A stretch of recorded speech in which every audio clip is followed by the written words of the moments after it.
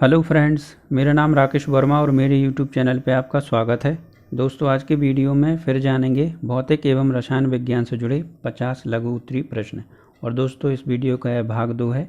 भाग 1 में ही ऐसे ही अन्य क्वेश्चनों को हम जान चुके हैं। भाग 2 में हम आगे और क्वेश्चंस को जानेंगे। तो चलिए शुरू करते हैं। तो क्वेश्चन है, तारे टिमटिमाते हैं क्यों? तो तारे क्यों टिमटिमाते हैं? क्योंकि तारों का प्रकाश हम तक विभिन्न घनत्व वाली वायुमंडलीय परतों से अपरिवर्तित होकर पहुंचता है, जिससे कभी तो किसी तारे का प्रकाश हम तक पहुंचता है और दूसरे समय नहीं, जिससे तारों का टिमटिमाने का एहसास होता है। अगला क्वेश्चन है, रेगिस्तान में मृगमरीचिका कैसे बनती है? तो रेगिस्तान में वायु गर्म होकर ऊपर उठती है, जिससे नीचे वायु विरल और ऊपर सघन माध्यम का निर्माण कर लेती है। और किसी पेड़ की चोटी से चलने वाली किरणें जब सघन वायु से विरल वायु में प्रवेश करती हैं तो उसका पूर्ण आंतरिक परिवर्तन हो जाता है और किरणें प्रतिबिंबित चोटी से आती प्रतीत होती हैं। इसलिए थल के स्थान पर जल का भ्रम होता है और ऐसे ही हम मृगमरीचिका की संज्ञा देते हैं। अगला क्वेश्चन है, पीछे देखने के लिए गाड़ियों में उत्तल दर्पण का प्रयोग किया जाता है क्यों? तो उत्तल दर्पण से पीछे आने वाली कई वाहनों के सूक्ष्म वास्तविक चित्र चालक को प्राप्त होते हैं, इसलिए वाहन में उत्तल दर्पण का प्रयोग किया जाता है। अगला क्वेश्चन है, पृथ्वी की गुरुत्वाकर्षण शक्ति यकायक खत्म हो जाए तो क्या होगा? यदि पृथ्वी की गुरुत्वाकर्षण शक्ति यकायक समाप्त हो जाए तो सभी वस्तुएं अंतरिक्ष में नजर आएंगी। मानव और जीव जंतु सभी की गतिविधियां ठप हो जाएंगी, क्योंकि उनके चलने फिरने की शक्ति समाप्त हो जाएगी। अगला क्वेश्चन है, किसी गिलास में बर्फीला पानी रखने पर बाह्य सतह पर पानी की बूंदें इकट्ठी क्यों हो जाती हैं? तो गिलास के पानी में वाष्पन होने से आसपास का तापमान काफ़ी कम हो जाता है, जिससे गिलास की बाहरी सतह पर आर्द्र वायु संघनित होकर छोटी छोटी बूंदों के रूप में इकट्ठी हो जाती हैं। अगला क्वेश्चन है, स्याही कैसे सोख लेता है? तो सोखता पेपर में छोटी छोटी केशनलियां पाई जाती हैं और स्याही में पृष्ठ तनाव के गुण के कारण स्याही इन केशनलियों में चली जाती है और इस प्रकार स्याही सोखने को सोखता पेपर सहायक होता है। अगला क्वेश्चन है, पानी की छोटी बूंदें गोल होती हैं क्यों? तो द्रव्य की बूंदों की आकृति दो बलों, पृष्ठ तनाव तथा गुरुत्वाकर्षण बल से निर्धारित होती है। बूंद वह आकृति धारण करती है जिसमें उसकी स्थितिज ऊर्जा न्यूनतम होती है। छोटी बूंद के लिए केवल पृष्ठ तनाव ही कार्य करता है और इस स्थिति में स्थितिज ऊर्जा न्यूनतम तब होती है जब पृष्ठीय क्षेत्रफल न्यूनतम हो, अतः बूंद गोलाकार हो जाएगी। अगला क्वेश्चन है, एक साइकिल सवार पथ पर अंदर की ओर झुक जाता है क्यों? क्योंकि वह इस क्रिया द्वारा आवश्यक अभिकेंद्रक बल जो केंद्र की ओर दृष्ट होती है उत्पन्न करता है, जो अपकेंद्रक बल को संतुलित करता है जिसकी दिशा केंद्र से बाहर की ओर होती है। अगला क्वेश्चन है, मौत के कुएं में मोटरसाइकिल चलाना कैसे संभव है? तो मौत के कुएं में जब चालक कुएं की दीवार पर मोटरसाइकिल तेजी से दौड़ाता है तो वह स्वयं को मोटरसाइकिल समेत कुछ झुकाए रखता है और इस दशा में दीवार द्वारा आरोपित बल का क्षैतिज घटक आवश्यक अभिकेंद्रक बल प्रदान करता है तथा ऊर्ध्वाधर घटक मोटरसाइकिल व चालक के भार को संतुलित करता है। अगला क्वेश्चन है, निर्वात में यदि एक पंख और एक लोहे की गोली समान ऊंचाई से गिराई जाए तो दोनों पृथ्वी पर एक साथ पहुंचेंगे क्यों? दोनों एक ही त्वरण का काम करते हैं, गुरुत्वीय त्वरण, जो द्रव्यमान और आकार पर निर्भर नहीं करता। यदि यही क्रिया खुले वातावरण में की जाए तो गोली जमीन पर पहले पहुंचेगी। अगला क्वेश्चन है, एक गिलास में पानी है, उसमें बर्फ का टुकड़ा डाल दिया जाता है जिससे गिलास लबालब भर जाता है। बर्फ पूरा पिघल जाने के बाद भी गिलास से पानी नहीं झलकता क्यों? क्योंकि बर्फ के पिघलने पर उससे बने पानी का आयतन वही होगा जो बर्फ द्वारा हटाए गए पानी का आयतन था। अगला क्वेश्चन है, 1 किलो पंख भार और 1 किलो शीशे के भार से कम होगा। क्यों? क्योंकि पंख के ढेर पर उत्प्लावन बल शीशे के ढेर पर लगे उत्प्लावन बल से अधिक होता है, इसलिए 1 किलो पंख का भार 1 किलो शीशे के भार से कम होता है। अगला क्वेश्चन है, भूमि पर गिरने पर गेंद ऊपर की ओर उछलती है क्यों? तो भूमि पर गिरते ही गेंद विरूपता आ जाती है, जो प्रत्यास्थ बल उत्पन्न करती है, और प्रत्यास्थता के कारण गेंद अपनी पूर्व अवस्था में आना चाहती है, अतः यह सतह पर दबाव डालती है, और न्यूटन के तीसरे नियम अनुसार गेंद पर भी यह दबाव ऊपर की ओर लगता है, अतः गेंद ऊपर की ओर उछल जाती है। अगला क्वेश्चन है, क्षैतिज गोल झूलता व्यक्ति एंगल ना पकड़े तो बाहर की ओर क्यों गिर पड़ता है? क्योंकि इस प्रक्रिया में आवश्यक अभिकेंद्रक बल इतना कम हो जाता है कि अपकेंद्र बल संतुलित नहीं हो पाता। अगला क्वेश्चन है, दोलन द्वारा नियंत्रित घड़ी मैदान से पहाड़ पर ले जाने में सुस्त हो जाती है, परंतु कमानी द्वारा नियंत्रित कलाई घड़ी क्यों नहीं अप्रभावित रहती है? तो पहाड़ पर जी का मान घट जाता है, सूत्र अनुसार T = 2 × T का मान बढ़ जाता है, फलतः घड़ी सुस्त चलती है, जबकि कमानी घड़ी जी के परिवर्तन अप्रभावित रहती है। गर्मियों में दोलन घड़ी सुस्त चलती है क्यों? तो दोलन घड़ी का पेंडुलम धातु का बना होने के कारण इसकी लंबाई कुछ बढ़ जाती है, अतः उपयुक्त सूत्र T का मान बढ़ जाता है, अर्थात घड़ी सुस्त चलती है। अगला क्वेश्चन है, अंतरिक्ष यात्री चंद्रमा पर उतरने से पहले अपनी पीठ पर भारी वजन बांध लेते हैं क्यों? क्योंकि अंतरिक्ष यात्री पृथ्वी पर चलने का अभ्यस्त होता है, और चंद्रमा पर जी का मान 1/6 होने के कारण 6 गुना ज़्यादा उछल सकता है, अतः कार्यों में सामंजस्य रखने हेतु वह अपनी पीठ पर भारी वजन बांध लेते हैं। अगला क्वेश्चन है, अंतरिक्ष यात्री भारहीनता का अनुभव करते हैं क्यों?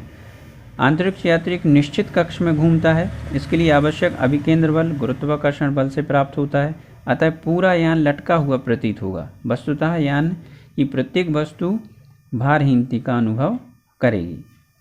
अगला क्वेश्चन है, जब कोई सेना किसी पुल को पार करती है तो सैनिक कदम मिलाकर नहीं चलते क्यों? इसका कारण यह है कि यदि कभी सैनिकों के कदमों की आवृत्ति पुल की स्वाभाविक आवृत्ति के बराबर हो जाए तो पुल में बहुत बड़े आयाम के कंपन होने लगेंगे तथा टूटने का खतरा हो जाएगा। अगला क्वेश्चन है, रेडियो की घुड़ी को घुमाकर विभिन्न स्टेशनों के प्रोग्राम कैसे सुनते हैं? तो विभिन्न स्टेशनों द्वारा विभिन्न आवृत्तियों की तरंगें प्रसारित की जाती हैं, और रेडियो में LC परिपथ होता है जिसमें विद्युत कंपन होते हैं, और घुड़ी घुमाने से धारिता C बदलती है, जिससे स्वाभाविक आवृत्ति बदल जाती है, और जब यह आवृत्ति किसी स्टेशन द्वारा प्रसारित तरंगों की आवृत्ति के बराबर हो जाती है तो प्रोग्राम सुनाई देने लगता है। अगला क्वेश्चन है, बिजली कड़कने पर खिड़की के कांच झनझना उठते हैं क्यों? तो बिजली कड़कने से ध्वनि तरंगें उत्पन्न होती हैं। जब कभी ध्वनि तरंग की आवृत्ति कांच की स्वाभाविक आवृत्ति के बराबर हो जाती है तो अनुनाद की स्थिति में उत्पन्न हो जाती है, अतः कांच बहुत बड़े आयाम से दोलित हो जाता है, अर्थात कांच झनझना उठता है। अगला क्वेश्चन है, लोहे की अपेक्षा रबर अधिक प्रत्यास्थ है क्यों? तो रबर को खींचकर छोड़ देने पर अपनी पूर्वावस्था पूर्णतः प्राप्त कर लेता है, जबकि लोहे के तार को खींचकर छोड़ने पर कुछ विरूपता आ जाती है। यही कारण है कि रबर लोहे की अपेक्षा प्रत्यास्थ है। अगला क्वेश्चन है, देर तक स्कूटर चलाने पर टायर में वायु दाब कुछ बढ़ जाता है क्यों? तो टायर और सड़क के बीच घर्षण के कारण टायर का ताप कुछ बढ़ जाता है, जिससे उसमें भरी वायु का दाब बढ़ जाता है। अगला क्वेश्चन है, जल के पृष्ठ पर कपूर के टुकड़े नाचते हैं क्यों? तो कपूर के छोटे छोटे टुकड़े जल के स्वच्छ पृष्ठ पर घूलते हैं। घोल का पृष्ठ तनाव शुद्ध जल की अपेक्षा कम होता है, और अनियमित आकृति वाले कपूर का एक भाग दूसरे भाग की अपेक्षा अधिक घुल जाता है तथा एक ओर पृष्ठ तनाव दूसरी ओर की अपेक्षा कम हो जाता है, अतः कपूर के टुकड़े अधिक पृष्ठ तनाव वाले क्षेत्र की ओर खिंच जाते हैं। जहाँ कहीं टुकड़े जाते हैं यही घटना होती है, अतः ये जल की सतह पर नाचते रहते हैं। अगला क्वेश्चन है, साधारण जल की अपेक्षा साबुन के घोल के बुलबुले बड़े होते हैं, क्यों? क्योंकि साबुन के घोल का पृष्ठ तनाव बहुत कम होता है, अतः घोल के बुलबुले बड़े होते हैं। अगला क्वेश्चन है, एक साफ व बारीक सुई को स्याही सोखते पर रखकर जल के पृष्ठ पर छोड़ दें तो सोखता जल में डूब जाता है, परंतु सुई तैरती रहती है, क्यों? इसका कारण जल का पृष्ठ तनाव है। इस पृष्ठ तनाव का ऊर्ध्वाधर घटक सुई के भार को संतुलित रखता है। यदि जल की सतह पर अशुद्धि मिला दी जाए तो पृष्ठ तनाव कम होने के कारण सुई डूब जाती है। अगला क्वेश्चन है, लालटेन की बत्ती में मिट्टी का तेल क्यों चढ़ता है? तो बत्ती के धागों के बीच कई केशनलियों के द्वारा ही मिट्टी का तेल ऊपर चढ़ता है। अगला क्वेश्चन है, पानी के ऊपर छोड़ी गई तेल की बूंद फैल जाती है, जबकि तेल में छोड़ी गई पानी की बूंद सिकुड़ कर गोल हो जाती है, क्यों? तो तेल व पानी के बीच असंजक बल तेल के अणुओं के बीच ससंजक बल से अधिक होता है, अतः पानी के ऊपर छोड़ी गई तेल की बूंद फैल जाती है और तेल व पानी के अणुओं के बीच असंजक बल पानी के अणुओं के बीच ससंजक बल से कम होने के कारण पानी की बूंद तेल में सिकुड़कर गोल हो जाती है। अगला क्वेश्चन है, समुद्री लहरों को शांत करने के लिए लहरों पर तेल डाल देते हैं, क्यों? क्योंकि तेल डालने पर हवा की दिशा में दूर तक फैल जाती है और तेल वाले जल का पृष्ठ तनाव से कम होता है, अतः पहले वाले जल का दूसरे जल की विपरीत दिशा में खिंचता है, जिससे लहरें शांत हो जाती हैं। अगला क्वेश्चन है, यदि हम धागे की रील से छेद में फूंक मारते हैं तो उसके निचले सिरे पर रखा कोई नहीं गिरता, क्यों? तो बर्नौली के प्रमेय के अनुसार जहाँ वेग अधिक होगा वह दाब कम होगा। रील व कार्ड के बीच वायु वेग अधिक होने के कारण उनके बीच दाब वायुमंडलीय दाब से कम हो जाता है और कार्ड के ठीक नीचे दाब वायुमंडलीय दाब के बराबर होता है, अतः कार्ड नहीं गिरेगा। अगला क्वेश्चन है, यदि दो जलपोत एक दूसरे के समांतर आसपास चल रहे हैं तो उनके टकराने की संभावना रहती है, क्यों? तो जलपोतों के बीच वायु वेग बढ़ जाता है, अतः बर्नौली के प्रमेय के अनुसार दाब घट जाता है, अतः एक दूसरे की ओर खिंच जाते हैं और आपस में टकरा सकते हैं। अगला क्वेश्चन है, आकाश में बादल तैरते दिखाई देते हैं, क्यों?